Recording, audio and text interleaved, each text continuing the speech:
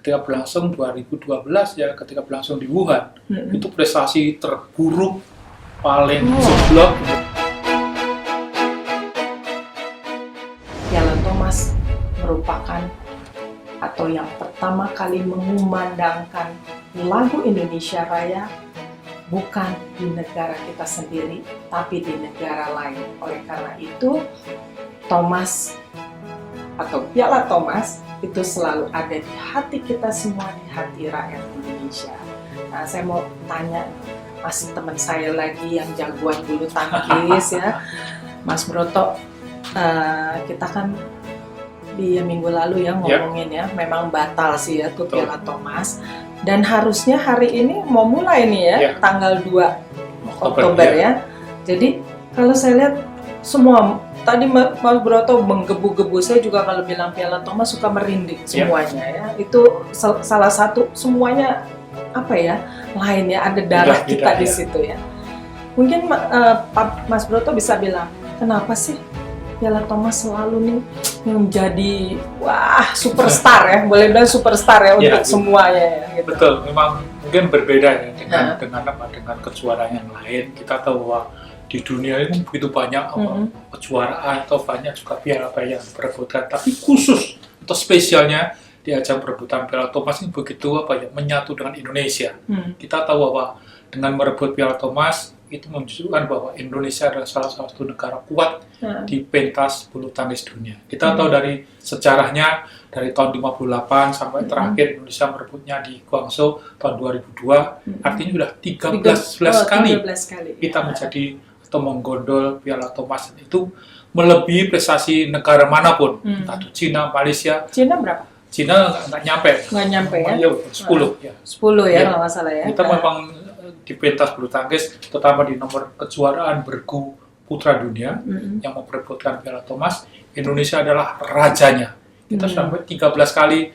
Kita berharap bahwa tahun ke depan makin banyak lagi Indonesia bisa memboyong Piala Thomas. Kenapa Piala Thomas begitu? Kita tahu setiap Piala Thomas berlangsung entah dimanapun, kemudian juga disiarkan melalui televisi ya. Saya lihat setiap ada pertandingan, jalanan selalu sepi. Iya, betul. Ya, kita selalu masyarakat sangat mengeluh-elukan, menunggu-nunggu. Ya, semua sepertinya ikut mencurahkan segenap semangatnya agar para pemain. Padahal dari kecil tuh ya, pasti kamu nonton juga dari kecil ya. Istilahnya ketika pertandingan berlangsung, gang-gang jalan, saya kira sepi, warung rokok juga sepi, karena semua mungkin saat itu dengan ingin memberikan dukungan secara tidak langsung kepada para pemain yang telah berjuang membela Indonesia di pentas perebutan Piala Thomas. Itu membutuhkan bahwa memang gengsi, atmosfer atau apalagi lah yang kita rasakan berbeda dengan turnamen yang lain. Bagi Indonesia, Piala Thomas dan juga Piala Uber adalah segalanya saya kira. Iya, betul sih ya. Sekalipun ada All England ya. Benar. Emang lain sih ya kalau kejuaraan bergu itu ya. Itu beda ya. Beda. Apalagi terus bawa nama negara. Betul. Ya? Apalagi kita tahu setiap Indonesia menang ya. Mungkin kita mengingat tahun 2000 ketika berlangsung di Kuala Lumpur, ketika Indonesia menang saat itu luar biasa. Perasaan atmosfernya ya ketika itu Taufik Hidayat, Reksi Mayanaki membawa bendera merah putih, melakukan victory lap di tengah lapangan. Rasanya kita sebagai bangsa Indonesia merasa merinding saat itu gitu. Inilah bangsa Indonesia dengan merebut Piala Thomas. Inilah menunjukkan bahwa eksistensi bangsa Indonesia ada di panggung bulu tangkis dunia. Kalau Mas Broto mengikuti ya sebagai wartawan ya selama ini terutama di bulu tangkis, dari beberapa Piala Thomas yang mungkin yang menang atau yang kalah, yang mana yang paling berkesan? Saya termasuk wartawan yang bersyukur ya. Saya sudah sampai meliput putaran final Piala Thomas itu sampai 8 kali. 8 kali, 4 diantara juara, Indonesia merebut Piala Thomas, dan 4 diantaranya juga gagal.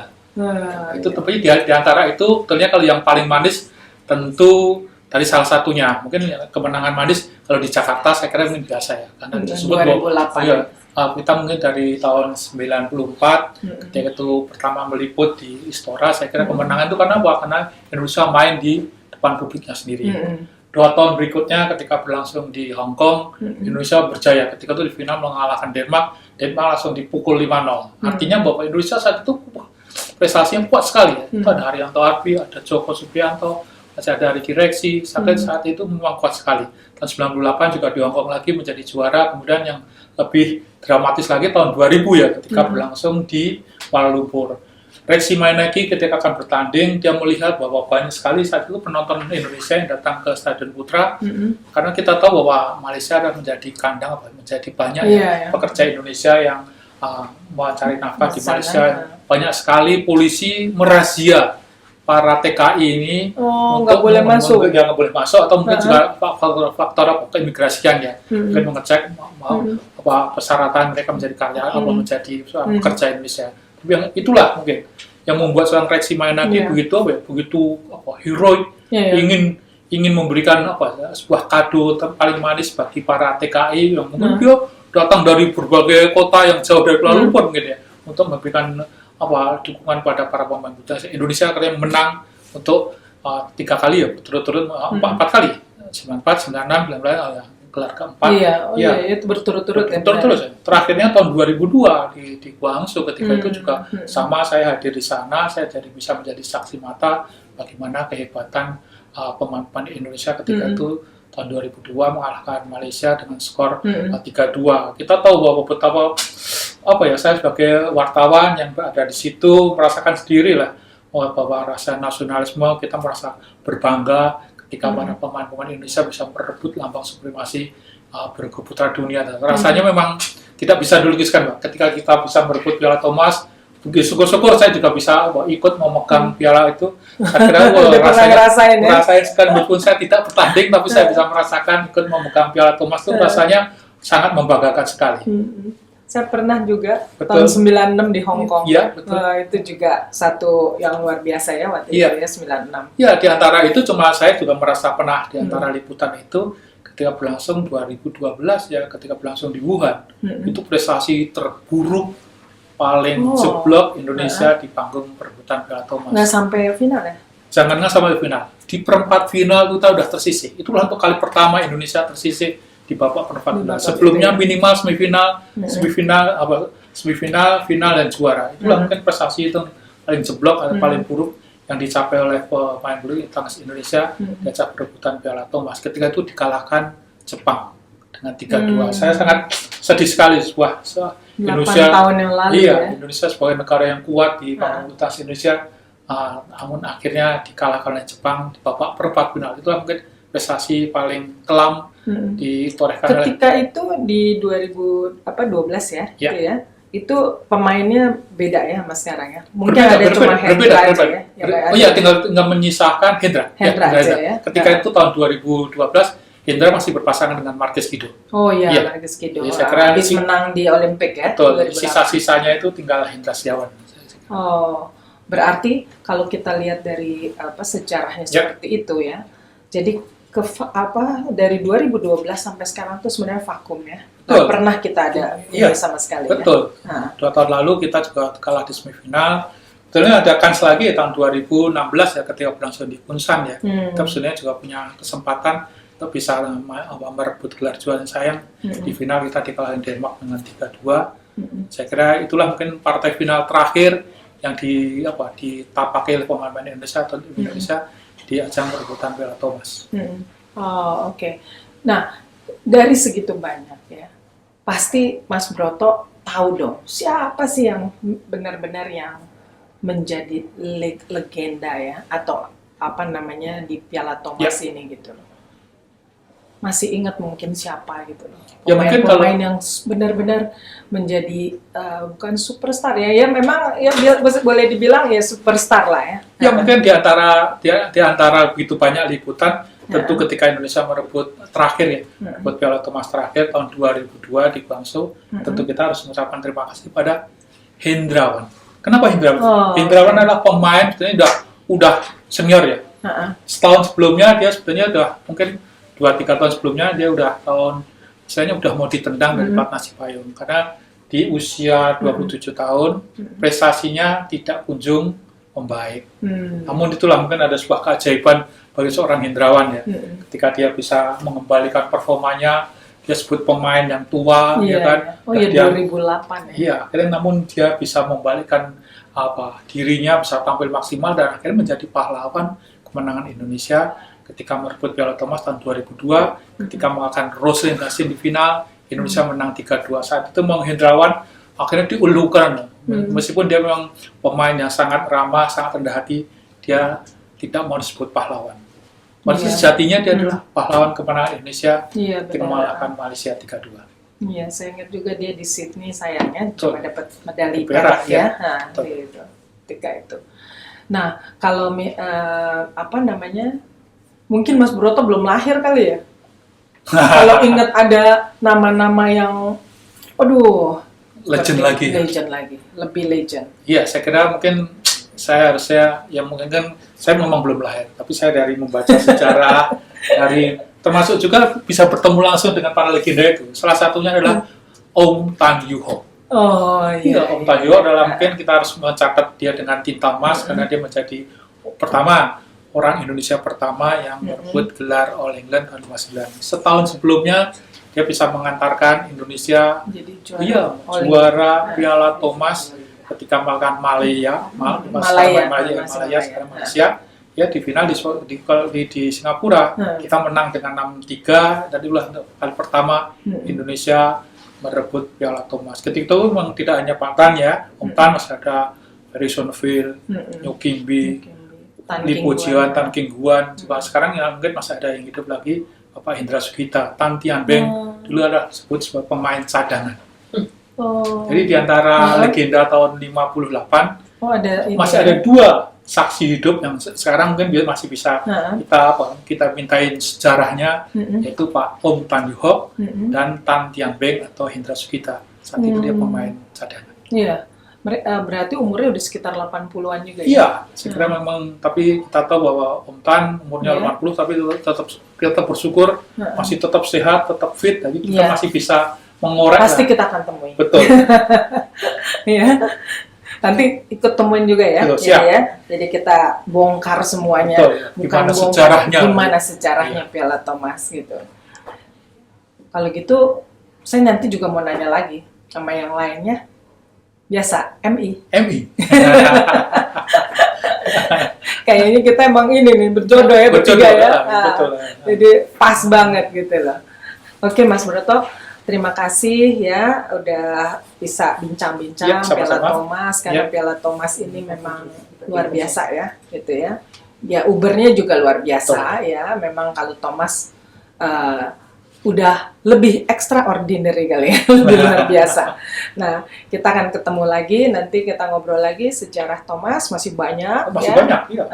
Saya juga belum, banyak sekali mengorek dari kamu nih. Oke, kita tunggu teman kita MI.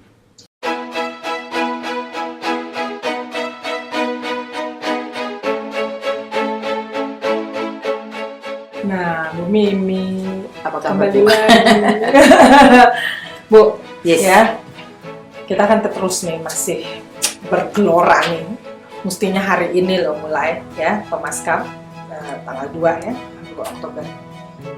1-2 minggu lagi. Iya. Tanggal 3. Hari ini dong Bu, kita kan hari ini sekarang. Oh iya. Bu, ya Ibu orang yang banyak sekali ini di bulu tangkis kan.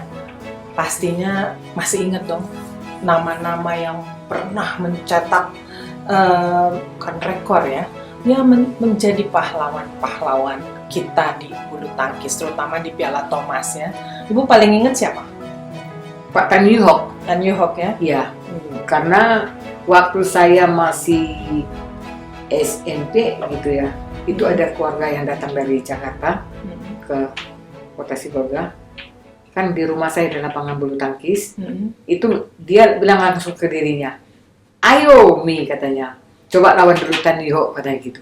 Wah, hebat benar nih nama Tan Yew Hock. Nah, dulu kan belum ada YouTube, nggak bisa kita browsing mau tahu ya, siapa. TV aja belum ada, TV Bu. hitam putih pakai model kotak sabun ya kan, gitu. Jadi lalu tanya-tanya, lalu baca majalah. Nah, saya kan carilah lewat majalah, lewat koran. Korannya pun juga datangnya dari Medan lagi kan, berita olahraga. Oh itu. Nah, setelah saya di Jakarta, saya baru kenal Pak Tan Yew Hock itu, Hendra Kartanegara. Ya Pak Tan Yew Hock luar biasa lah menurut saya. Rasanya dari tim Thomas mau dari awal yang sampai sekarang ini pun di era milenial ini, saya berharap semua yang namanya atlet bulu tangkis yang sudah sampai di Cipayung jejakkan kaki mesti kenal dengan Pak Tan Nyoek. Kalau nggak kenal sama Pak Tan Nyoek, nggak pernah lihat orangnya, mungkin lihat fotonya, paling nggak kenal. Karena apa? Ya mungkin sejarah semangat itu sudah dilahirkan oleh Pak Tan Nyoek dengan kawan-kawan. Waktu itu kan zamannya era Pak Ferry Sonneville, ya. begitu. Jadi Edi Yusuf, wah itu lagi, Nyokindi, ya kan. Sekarang tinggal berapa? Hanya mungkin masih ada dari situ. Nah, bisa dilihat kok daftar di buku sejarah bulu tangkis, itu ada timnya itu, orang-orangnya siapa saja bisa saya namanya, karena saya Pak Tan Nyoek itu saya lebih panggil dia Pak Tan Nyoek daripada Pak Hendra. Orang-orang panggil kan Om Nyoek, Ko Nyoek, Om Nyoek gitu. Kalau saya panggil Pak Tan Nyoek gitu ya. Mi gitu. Apa yang paling Ibu lihat yang sangat kita bisa pelajari atau kita ikuti gitu ya untuk anak-anak sekarang ini, disiplinnya kah atau apanya kah gitu loh ya, dari legend-legend ini. Memang bukan Pak Nyoek aja ya, ada juga lain seperti Christian ya, Rudy gitu ya, itu Christian apalagi juga ya, yang paling banyak mungkin ikut Piala Thomas mungkin Christian ya.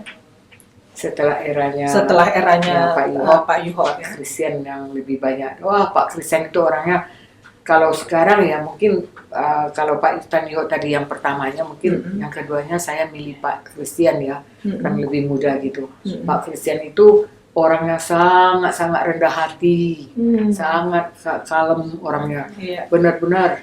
Pokoknya asal ada teh kotak, Pak Christian sudah pasti ada teh kotak manis, sudah ada Pak Christian di situ. Memang Pak Christian juga, saya juga idola sama Pak Christian itu, rendah hatinya luar biasa. Beliau tuh bisa main ganda putra, bisa main ganda campuran, gitu. Dan dia tapi nggak pernah main single ya Bu ya? Rasanya nggak pernah ya. Mungkin nggak itu,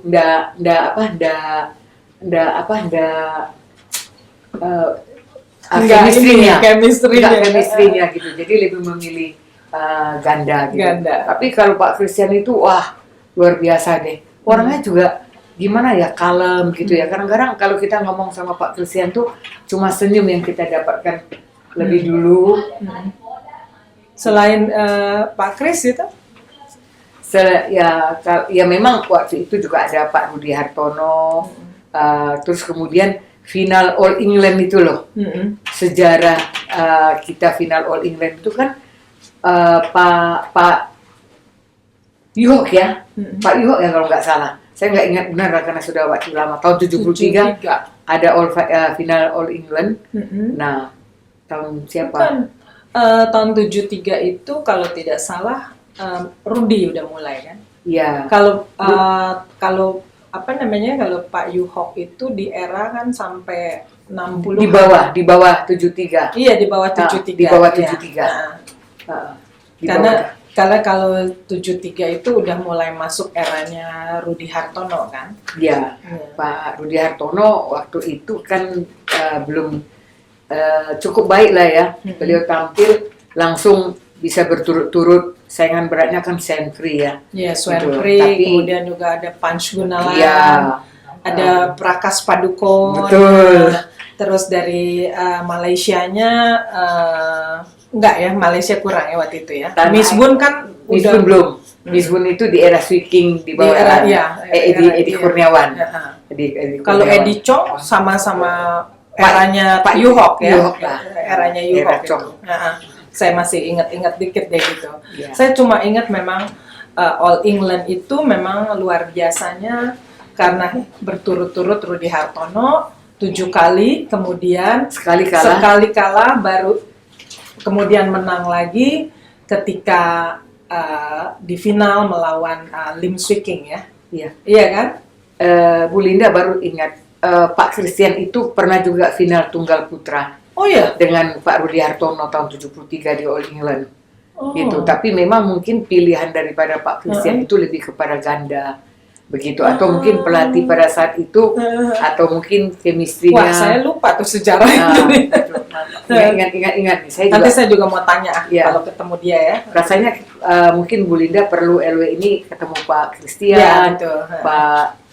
Pak Yuhok dan itu juga dua yang lain. pilar yang dua orang yang sampai saat ini itu sama eksis lah dengan perkembangan dengan bulu tangkis. Iya. Artinya yang lain juga ada. Iya, gitu. pastilah Tapi ya. dua inilah. Iya. Kalau Pak Swiki kan boleh kita katakan jarang setelah mundur. Rada cuek.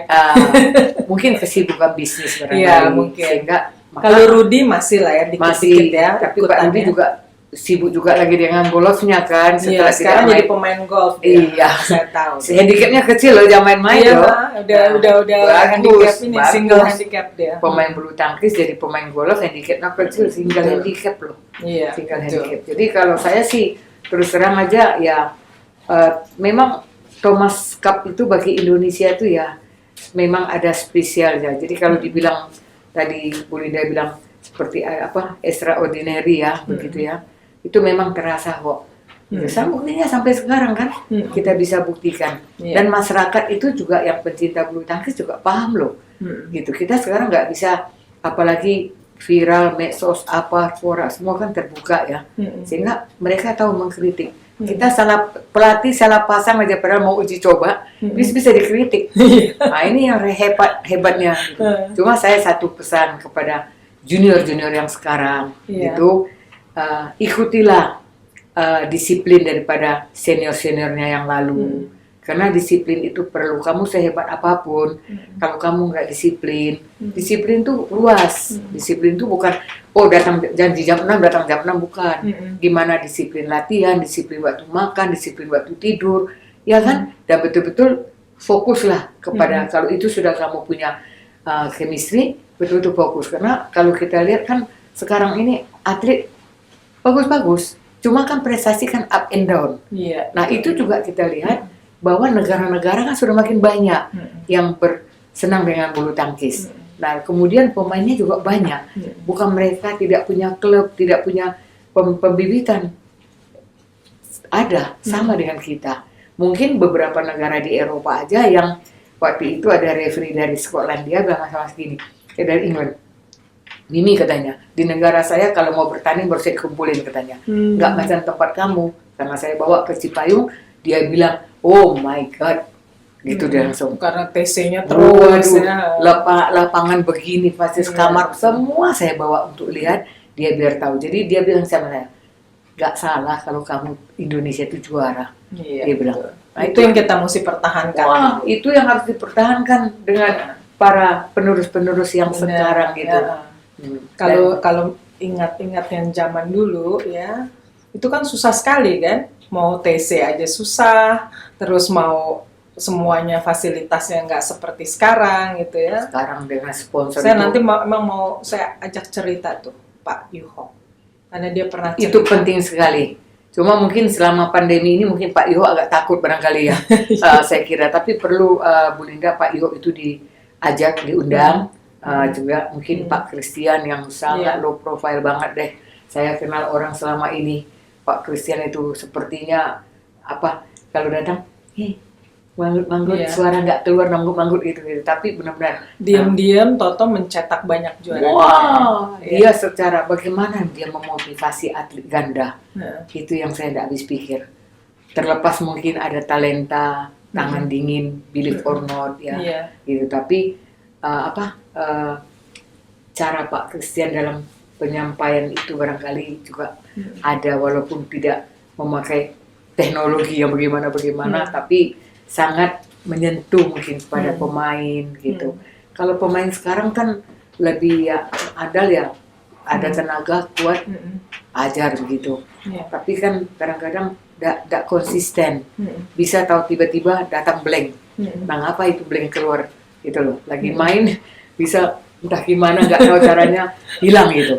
Ya dulu juga mungkin ada, tapi kalau sekarang coba sudah bagus-bagus, game pertamanya udah bagus, game kedua udah seperti pesawat mau landing, game ketiga landing beneran, gitu. Nah ini yang susah. Itu sering loh Bu, itu rata-rata nggak tahu ya.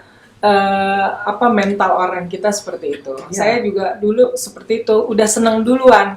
menang di inning pertama, kedua kan, total kita lupa, jadinya jebol. Itulah kadang-kadang kita suka puas Ya, ingat duluan. juga saya bilang tim Thomas kita dulu yang waktu eranya Ade Chandra, Pak Christian, terus Chun Chun, Johan Wahyudi almarhum, wah Rudi tunggalnya, ada Swiking, wah itu lepas 10 juara istilahnya lah gitu.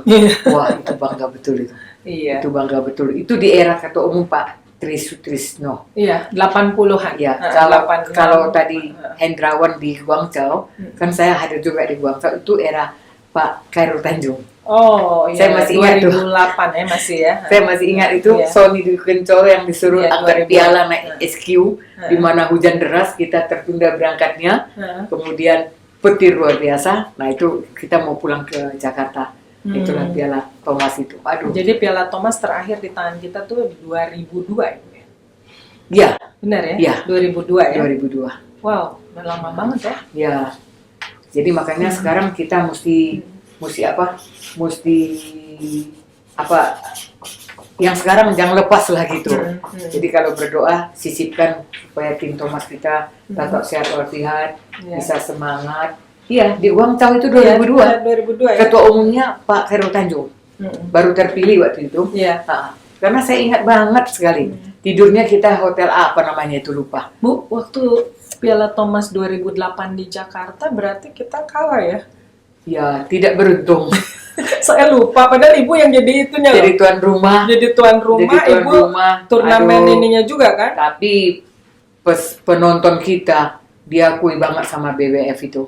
Saya ingat sekali dia memberikan apresiasi. Kalah di final apa dia? Apa lupa saya. Di semifinal rasanya. Semifinal ya? Namanya, di semifinal. Itu ketua umumnya Pak Sutioso kalau nggak salah. Iya, Pak Sutioso saya ingat sekali. mantan gubernur ya. Benar. Itu. Wah, itu benar-benar aduh saya sangat ini ya. Waktu kita di Guangzhou itu semifinal kita lawan Korea. Tapi kan Korea belum oke banget menurut saya ya. Lee Yong-dae belum muncul itu. Lee Yong-dae Saya muncul pengen setelah ini, Bu. kejuaraan dunia junior. Bu, saya pengennya Piala Thomas ini aja kita yang jadi hostnya. Bukan. Saya sendiri bilang begini dulu pernah sama Pak Bambang Rudianto, Kabid Luar Negeri yang sekarang. Pak Rudi, ayo deh kita jadi tuan rumah pegelaran Thomas Uber di Jakarta. Kan sekarang kan stadium ini kan Istora ini celakanya cuma 4 maksimal core yang bisa. Iya. Lalu kalau kita ke JHCC cuma bisa 3, sedangkan 7. Waduh, kurang. Karena kan sistem Thomas itu kan ada grup ini itu jadi kan. memang Dan satu area. Nah itu kendala kita itu adalah pertama dari stadiumnya. Kalau hotel saya kira tidak ada masalah. Technical official juga nggak ada masalah. Yang masalahnya itu tadi ya kalau sponsor saya kira sih ya pasti kalau, ada lah. Bu. pasti ada lah kalau sponsor. Yang penting yang tadi Ibu bilang, Stadium karena kita nggak stadion kita kurang besar, ya. Jadi siapa tahu ada yang dengerin kita ya, pengusaha atau juga kalangan yang gila sekali sama olahraga ya. Tolonglah ada satu stadion lagi, semacam Istora, tapi lebih besar, multifungsi, pasti cakep deh Bu. Ya kalau dibilang stadium se-Indonesia saat ini sih saya tetap bilang Istora yang paling bagus. Iya, tapi kan tetap Cuma kurang. kapasitas penontonnya cuma 7.200. Ya, 7.000. Ya minimal tuh ya 10.000. niru yang besarnya yang di Bukit Jalil aja lah di Kuala Lumpur deh. Iya. Nah itu kan bisa 15.000 penonton. Iya. Lapangannya bisa 10, kan hari-hari itu juga kan bisa barangkali 16 bisa 16. barangkali back to back ya. Bagus lah. Dan di kawasan. Nah kalau kita sekarang kan kita lihat malah Plaza Senayan yang dibangun. Yang bagus-bagus ya kan Senayan City. Tempat kita Iya. nongkrong Bu. Iya, tapi kalau misalnya Istora itu waktu dibangun mau SEA Games itu ditambah ya kursi ditambah. penontonnya dilebarkan ke arah selatan, bukan ke arah utara, ke arah selatan, ditambahlah bisa dapat 2 court lagi, penonton bisa mencapai 12.000. Saya kira kita nggak kalah ya. Jadi Sayang kalau ya, Bu, ya. kita main 2 session ya, session pagi sama session sore. Ya. Jadi ada kalau 2 lagi berarti 6 lapangan. Ya bisa lah saya kira. Pasti juga mau mungkin tambah hari. Nah soalnya kalau kita tambah hari itu juga kan juga biaya. Biayanya kan juga tidak kecil, begitu. Tapi ya apapun, saya sendiri kepingin Bu Linda, mumpung masih bisa membantu, ya masih memang senang ya, karena chemistry-nya memang di situ ya. Ya kalau bisa Thomas Huber di Indonesia lagi, wah sangat gembira sekali. Welcome banget ya. Kalau penonton nggak usah bingung lah sama Indonesia, kejuaraan yang biasa aja penuh kok, gitu. Di Istora mana ada tempat yang kosong. Bu Linda mungkin masih ingat kan yang saya waktu itu marah gara-gara Thomas Huber gak di Istora, penonton sampai turun ke lapangan saking kursinya udah nggak, bangkunya nggak bisa muat, tangganya juga sudah sangat penuh, sangat luar biasa. Kita dipuji banget gitu. Sampai ditanya sama Pak Sutioso, wah ini penonton gratis apa bayar? Bayar kata Pak Sutioso, bayar gitu. Tapi benar-benar itu semoga ya Bu ya. Jadi siapa tahu dalam beberapa tahun ini kita punya stadion lagi atau dilebarkan atau bagaimana. Karena apa? Karena tetap bulu tangkis itu selalu ada di hati orang Indonesia. Bukan. Selain juga sepak bola. Ya, bulu tangkis itu sudah kasih emas bagi negara kita betul. Di Olimpiade. Sepak bola belum ada, cuma ini olahraga masyarakat. Event basket pun, event bola voli pun juga belum lah. Tenis saja juga baru sampai Asian Games ya. Itu juga kan kita tahu siapa yang main tenis lapangan ya gitu. Kalau saya sih tetap bulu tangkis lah number one, bukan karena kita senang bulu tangkis ya. Ya ego kita juga pasti ada gitu. Tapi saya selalu fakta lah yang membuktikan kenyataan ini. Kita kan gak bohong. Makanya tugas berat daripada Bu Susi Susanti sebagai Kak Bimpres, bagaimana mengemong sampai ini Thomas Huber 2021 kalau ditunda. Ya, bagaimana kita tetap yakin bisa lah Bu. eksis. Kan Ibu udah bilang 99%. Ya udah saya 100-in deh, lempengin. Satu untuk Tuhan Bu Linda. Satu untuk Tuhan pastinya. Bu Mimi, makasih ya. Nanti kita Sama-sama, ketemu Bu Linda. lagi tetap di acara Cerita LW ya. Masih banyak sekali karena bulu tangkis itu memang sejarah buat kita. Kenapa? Mas. Oke Bu? Iya, ceritanya nggak pernah putus karena olahraga yang selalu rutin, tiada bulan tanpa pertandingan.